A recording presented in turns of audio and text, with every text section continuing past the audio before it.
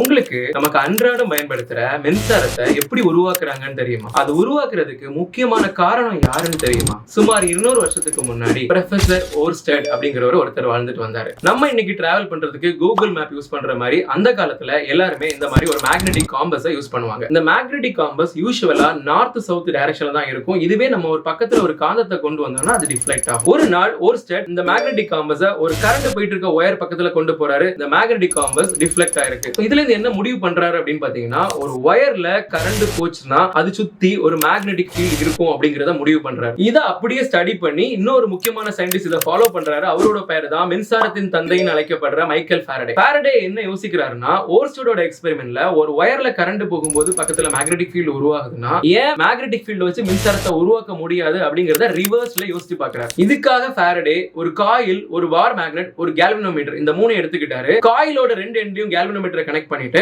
Bar magnet அந்த coil பக்கத்துல move பண்ணாரு. கேல்வனோமீட்டர் டிஃப்ளெக்ட் ஆச்சு. சோ இதுல இருந்து என்ன தெரிஞ்சுக்கணும்னா, கேல்வனோமீட்டர் மூவ் ஆகிருக்குன்னா அதுல இருந்து மின்சாரம் உற்பத்தி ஆயிருக்குன்னு அர்த்தம். சோ ஒரு காந்தத்தை ஒரு காயில் பக்கத்துல மூவ் பண்றது மூலமா மின்சாரம் உற்பத்தி ஆகுது. இந்த ஃபாரடேயோட எக்ஸ்பெரிமெண்ட் அடிப்படையா வச்சுதான் அணு மின் நிலைய மின்சாரம், காற்றாலை மின்சாரம், அனல் மின் நிலைய மின்சாரம் எல்லாமே உருவாக்குறாங்க. ஓர்ஸ்டெடோட காலத்துக்கு முன்னாடி கரண்ட் இருந்துச்சு, ஆனா அது பேட்டரியில இருந்து தான் உருவாக்குனாங்க. இந்த ஓர்ஸ்டெடும் ஃபாரடேயும் மட்டும் இல்லனா நம்ம இன்னைக்கு இந்த அளவுக்கு மின்சாரத்தை பயன்படுத்தி இருக்க முடியாது. இந்த மாதிரி யூஸ்ஃபுல் வீடியோவை நம்ம சேனலை சப்ஸ்கிரைப் பண்ணுங்க.